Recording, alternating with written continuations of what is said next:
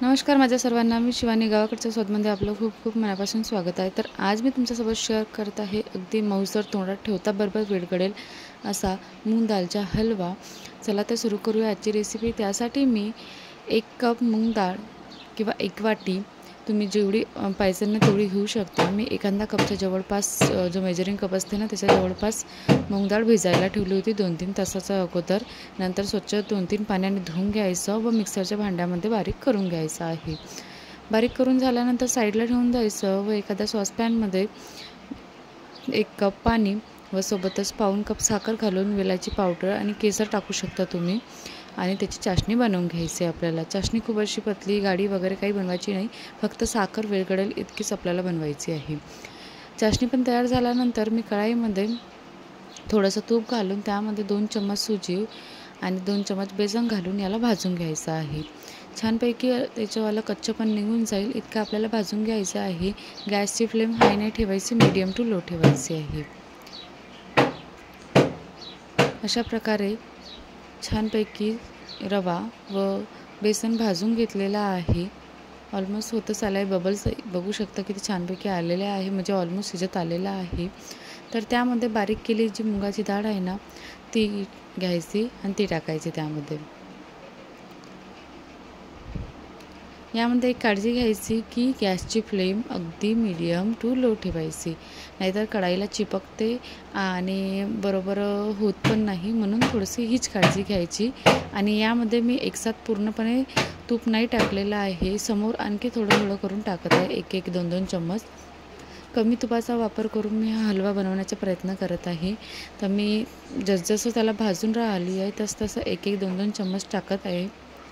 आणि जो मुगाचं मिश्रण आहे मुगाचं डाळीचं त्याला छानपैकी असं परतवत भाजून घेऊया.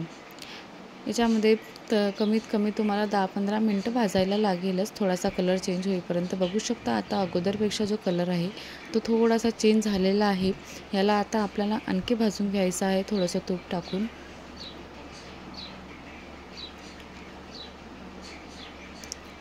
गॅसची फ्लेम वाढवायची नाही, बिलकुलच कमीच ठेवायची.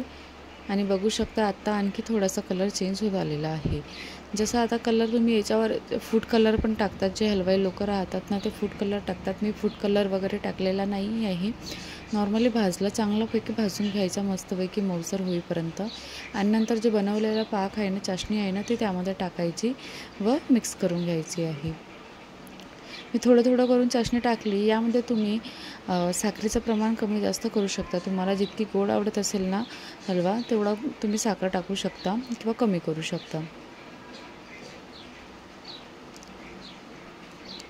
गुळाची पण चाशणी टाकू शकता तुम्ही. अगर तुम्हाला शुगर वगैरे असेल ना तर गुळाची पण चाशणी बनवू शकता आणि साखरेची पण बनवू शकता, शुगर फ्री साखरेची. अशा प्रकारे मी सर्व चाशणी टाकून त्यामध्ये छानपैकी मिक्स करून घेतलेलं आहे. आणि याला आपल्याला आता थोडं 2-1 मिनटं शिजवून घ्यायचं आहे. थोडंसं तूप घातलं मी आणखी यामध्ये हलकंसं. आणि यामध्ये ड्रायफ्रूट्स वगैरे टाकू शकता, काजू, बदाम, पिस्ता वगैरे.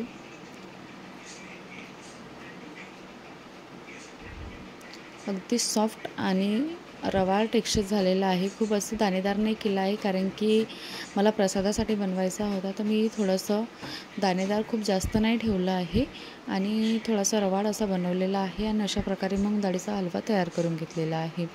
कसा वाटला तुम्हाला आजचा मूग डाळीचा हलवा? आवडला असेल तर बनवून बघा आणि माझ्या व्हिडिओला लाईक करा, शेअर करा आणि सबस्क्राईबसुद्धा करा. थँक्यू.